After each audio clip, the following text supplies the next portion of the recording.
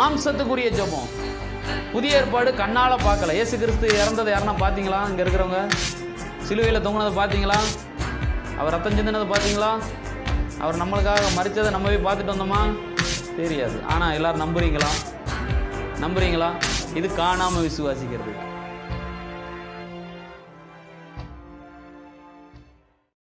எபேசியருக்கு எழுதின நிருபம் 1வது அதிகாரம் 16 வாசிக்கிறேன். 16 19 வரைக்கும் நானே வாசிக்கிறேன். இடைவிடாமல் உங்களுக்காக ஸ்தோத்திரம் பண்ணி என் ஜெபங்களில் உங்களை நினைத்து நம்முடைய கர்த்தராகிய இயேசு கிறிஸ்துவின் தேவனும் மகிமையின் பிதாவுமானவர் தம்மை நீங்கள் அறிந்து கொள்வதற்கான ஞானத்தையும் தெளிவையும் அளிக்கிற ஆவியை உங்களுக்கு தந்தரல வேண்டும் என்றும், தாம் நம்மை அழைத்ததினாலே நமக்கு உண்டாயிருக்கிற நம்பிக்கை என்னதென்றும், பரிசுத்தவான்களிடத்திலே தமக்கு உண்டாயிருக்கிற சுதந்திரத்தினுடைய மகிமை ஐஸ்வர்யம் என்னதென்றும், தாம் கிறிஸ்துவை மரித்தோரிலிருந்து எழுப்பி அவரிடத்திலே நடப்பித்த தமது பலத்த சத்துவத்தின் வல்லமையின்படியே விசுவாசிக்கிறவர்களாகிய நம்மிடத்திலே காண்பிக்கும் தம்முடைய வல்லமையின் மகா மேன்மையான மகத்துவம் என்னதென்றும் நீங்கள் அறியும்படிக்கு அவர் உங்களுக்கு பிரகாசமுள்ள மனக்கண்களை கொடுக்க வேண்டும் என்று வேண்டிக் கொள்கிறேன். இந்த இடத்துல அப்போஸ்தலனாகிய பவுலுடைய ஜெபத்தை குறித்து வாசிக்கிறோம். நான் ஏற்கனவே நீதியை குறித்து ஒரு 5-6 வாரமாக பேசிக்கிட்டு இருந்தேன். அதை நம்ம இந்த ஜெபத்தை பற்றி முடித்ததுக்கப்புறம் நம்ம நீதியை குறித்து தொடர்ந்து நம்ம பார்க்கலாம். இது புதிய உடன்படிக்கையினுடைய ஜெபம். என்ன ஜெபம்? ஆமாம், புதிய ஏற்பாட்டு ஜெபம். எல்லாரும் சொல்லுங்க, எந்த ஜெபம்? புதிய ஏற்பாட்டு ஜெபம். என்னய்யா புதிய ஏற்பாட்டு ஜெபம்ங்கய்யா? புதிய ஏற்பாட்டு ஜெபம்லாம் நம்மளுக்கு எதுக்கு? பழைய ஏற்பாட்டிலையும் ஜெபம் பண்ணியிருக்காங்கல்ல, அதெல்லாம் அப்போ செல்லாதா அப்படிம்பீங்க. முழுசாக நம்ம கேட்கணும். பழைய ஏற்பாட்டுக்கும் புதிய ஏற்பாட்டுக்கும் நிறையா வித்தியாசம் இருக்குது. பழைய ஏற்பாட்டுக்கும் புதிய ஏற்பாட்டுக்கும் பெரிய வித்தியாசம் இருக்குது. பழைய ஏற்பாட்டில் உடன்படிக்கை மாம்சத்துக்குரியதாக இருந்தது. புதிய உடன்படிக்கை ஆவிக்குரியதாக இருக்குது. எதற்குரியதாக இருக்குது? ஆவிக்குரியதாக இருக்குது. நம்ம சரியான விதத்தில் புரிந்து கொள்ளணும்னா பழைய ஏற்பாட்டுக்கும் புதிய ஏற்பாட்டுக்கும் ஆயிரக்கணக்கான வித்தியாசங்கள் வேதத்தில் இருக்குது. அப்போ நம்ம ஏன் பழைய ஏற்பாட்டு ஜெபத்தை காட்டிலும் புதிய ஏற்பாட்டு ஜெபத்துக்கு அதிக முக்கியத்துவம் கொடுக்கணும்னா, புதிய ஏற்பாட்டில் தான் நம்மளுக்குள்ள ஜெபத்தை கற்றுக் கொடுக்கக்கூடியவர் எங்கே இருக்கிறாரு? உங்களுக்குள்ளே இருக்கிறார், வெளியில் கிடையாது. பழைய ஏற்பாட்டில் யாருமே தேவ ஆவியானவரை பெற்றுக்கொள்ளலை. ஏன்னா அவருக்கு தான் ஜெபம்னா என்னன்னு தெரியும். யாருக்கு ஜெபம்னா என்னன்னு தெரியும்? சொல்லுங்கள். வசனம் இருக்குதா? ரோமர் 8 இருக்குது பார்த்தீங்களா? அந்தபடியே ஆவியானவர் தாமே வாக்கு கடங்கா பெருமூச்சுகளோடு நமக்காக என்ன செய்கிறாரு? வேண்டுதல்னா என்னது? யாரோ ஒரு ஆள் 2 பேரும் சொல்லுதீங்க. வேண்டுதல்னா என்னது? ஜெபம். நம்ம வேண்டுறது கரெக்டாக இருக்குமா? அவர் வேண்டுறது கரெக்டாக இருக்குமா? அப்போ இந்த வேண்டுதல் செய்கிறவர், செபிக்கக்கூடிய ஒருத்தரை பழைய ஏற்பாட்டில் யாரும் பெற்றுக்கொண்டாங்களா? பரிசுத்த ஆவியை பெற்றவங்க ஒரு ஆள் கூட கிடையாது. அதனால் அது பழைய உடன்படிக்கையின் ஜெபம். அது பழைய ஏற்பாட்டு ஜெபம் புதிய ஏற்பாட்டு வரும் பொழுது அந்த இது உன்னதமான ஜெபத்துக்கும் சாதாரண ஜெபத்துக்கும் வித்தியாசம் இருக்குது. உன்னதமான ஜெபத்துக்கும் சாதாரண ஜெபத்துக்கு என்ன இருக்குது? வித்தியாசம் இருக்குது. பாருங்கள், ஓல்ட் டெஸ்டமென்ட்டுடைய ஜெபம் எல்லாமே மாம்சத்தின் அடிப்படையில் தான் இருக்கும். ஆவிக்குரிய ஜெபம் கிடையாது எதுவுமே. என்னையா பாஸ்டர் இப்படி சொல்லுதீங்க அப்படின்னா, ஏன்னா யாருமே என்னத்தை பெற்றுக்கொள்ளலை? சொல்லுங்கள், என்ன பெற்றுக்கொள்ளலை? தேவ ஆவியை பெற்றுக்கொள்ளலை. ஏன்னா அவருக்கு தான் என்ன தெரியும்? ஜெபம்னா என்னன்னு அவர் ஒருத்தருக்கு தான் தெரியும், வேறு யாருக்கும் தெரியாது. தேவ ஆவியை பெற்றுக்கொள்ளாதனால யாருக்கும் ஜெபம்னா என்னன்னு தெரியல. அதனால் அவங்க பண்ணுற ஜெபமெல்லாம் எப்படிப்பட்டதாக இருந்தது? மாம்சத்துக்குரியதாக இருந்தது. புரிஞ்சதா? அவங்க பண்ணுற ஜெபம் எப்படிப்பட்டதாக இருந்தது? மாம்சத்துக்குரியதாக இருந்தது. ஒரு உதாரணத்துக்கு சொல்கிறேன். எலியா வானத்திலிருந்து எதை கொண்டு வந்தார்? அக்கினியை கொண்டு வந்தார். அப்போ அது எலியா ஜெபம் பண்ணி வானத்திலிருந்து அக்கினியை கொண்டு வந்துட்டார். வானத்திலிருந்து அக்கினியை கொண்டுட்டு வந்தது மட்டும் இல்லாமல் அந்த பலிகளை எல்லாம் அந்த அக்கினி என்ன பண்ணிருச்சு? பற்றி போயிடுச்சு. அது மாதிரியா மறுபடியும் ஒரு முறை என்ன பண்ணியிருக்காரு? எலியா மலை மேலே இருக்கிறப்ப, எலிசாவும் மலை மேலே இருக்கிறப்ப வேகமாக இவர் பிடிக்கிறதுக்காண்டி வராங்க. உடனே வானத்திலிருந்து என்னத்தை இறக்குறாரு? அக்கினி இறக்குறாரு. வர்றவெல்லாம் செத்து போகிறான். அப்போ இந்த அக்கினியை இறக்குறது பழைய ஏற்பாட்டில் இருந்தே இருக்குது. இது ஜெபம் ஐயா ஜெபம் பண்ணி அக்கினியை இறக்கணும் அப்படிங்காங்கல்ல. ஜெபம் பண்ணி அக்கினியை இறக்குறது பழைய ஏற்பாடு. எல்லாரும் சொல்லுங்கள், அது என்னது? பழைய ஏற்பாடு.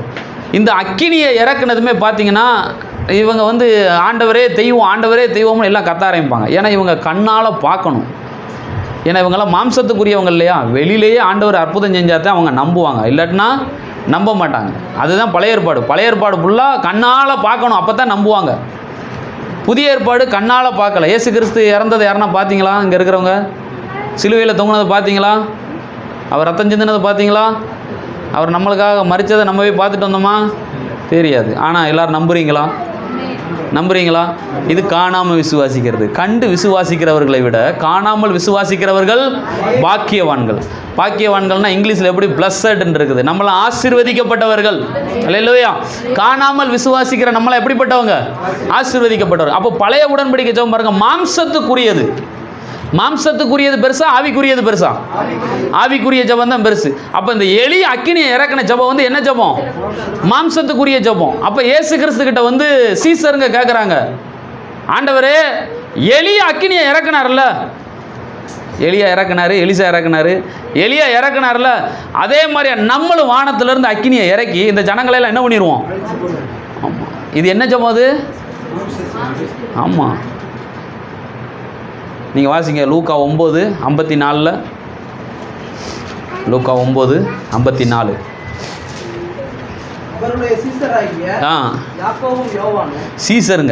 சீசருங்க பாருங்க, நல்லா இவ்வளோ நாள் இயேசு கிறிஸ்துனுடைய ஜெபத்தை கேட்டு வளர்த்தவங்க. எப்படி கர்த்தருடைய ஜெபம் பண்ணணும்னு சொல்லிட்டு யாருக்கு தான் முத சொல்லி கொடுத்தாரு? ஆமாம். ஜெபம்னா என்னன்னு கேட்டாளுங்களே வந்து என்ன கேட்கானுங்க ஆண்டவர்கிட்ட வந்து? சீசர்கள் அவரை நோக்கி, ஆண்டவரே எலியா செய்தது போல வானத்திலிருந்து அக்கினியை இறக்கி அவர்களை அழிக்கும்படி உமக்கு சித்தமா? இவங்க பாரு, ஜெபம்னா என்னன்னு தெரியல. புதிய ஏற்பாட்டு ஜெபம் வேற, பழைய ஏற்பாட்டினுடைய ஜெபம். எலியா அக்கினி இறக்குனார்ல, நம்மள என்ன பண்ணிடுவோம்? அக்கினி இறக்கிடுவோம். ஆளுங்களெல்லாம் என்ன பண்ணிடுவோம்? ஒரே சாய் அக்கினி இறக்கி சாச்சிருவோம். இதெல்லாம் என்ன ஜெபம்? மாம்சத்துக்குரியது. மாம்சத்துக்குரிய ஜெபத்தை வந்து கர்த்தர் கனப்படுத்த மாட்டார். அதுக்கு என்ன சொன்னார் தெரியுமா? நீங்கள் என்ன ஆவியுள்ளவர்கள் என்பதை அறியீர்கள் அப்படிங்க. ஏன்னா ஜெபம்ன்றது மாம்சத்துக்குரியது கிடையாது. எதற்குரியது? ஆவிக்குரியது. தேவ பிள்ளைங்க நல்லா ஞாபகம் வச்சுக்கணும். மாம்சத்தில் பண்ணுற ஜெபத்துக்கும் ஆவியில் பண்ணுற ஜெபத்துக்கும் என்றைக்குமே வித்தியாசம் இருக்குது. பழைய ஏற்பாட்டில் ஃபுல்லாக பார்த்தீங்கன்னா மாம்சத்துக்குரிய ஜெபம் தான். கிதியோன்னு சொன்னார், ஆண்டவரே நான் ஒரு கோலை எடுத்துகிட்டு வருவேன், அந்த கோலை தரையில் போடுவேன், போட்டதுமே அந்த கோல் மேலே மட்டும் என்ன வரணும்? பனி வரணும். அப்போ தான் நான் நம்புவேன். அப்போ அடுத்த நாள் வராரு, கோலில் பனி விழுந்துருச்சு. அப்போ சொல்கிறாரு, நான் மறுபடியும் போடுவேன் கோலை. அப்போ கோலில் மட்டும் பனி இருக்கக்கூடாது, சுற்றிலையும் பனி இருக்கணும். அப்போ தான் நம்புவேன். பார்த்தா நம்புகிற ஜெபம் என்ன ஜெபம் சொல்லுங்க? ஆமாம்.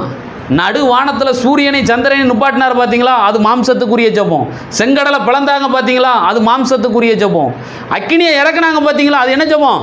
மாம்சத்துக்குரிய ஜெபம். இந்த பழைய ஏற்பாட்டில் இவங்க பண்ணின ஜெபங்கள் எல்லாமே எதற்குரியது? மாம்சத்துக்குரியது. ஏன்னா அவங்க எதை பெற்றுக்கொள்ளலை?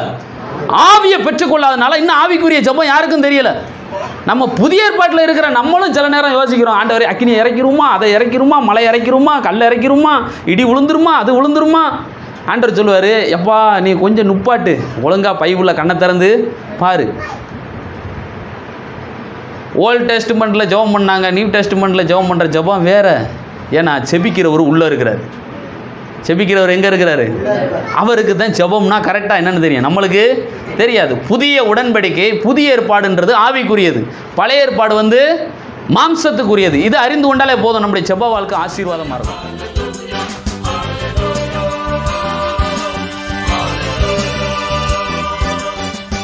என் அடியானாகிய இஸ்ரவேலே, நான் தெரிந்து கொண்ட யாக்கோப்பே, என் நண்பனான ஆபிரகாமின் சந்ததியே, நீ என் அடியான், நான் உன்னை தெரிந்து கொண்டேன். நீ அச்சப்படாதே, நான் உன்னோடே இருக்கிறேன். திகையாதே, நானே உன் தேவன். நான் உன்னை பலப்படுத்தி உனக்கு உதவி செய்வேன். என் நீதியின் வலக்கரத்தினால் உன்னை தாங்குவேன் என்று உங்களை கர்த்தர் ஆசீர்வதிக்கிறார். ஆமென்.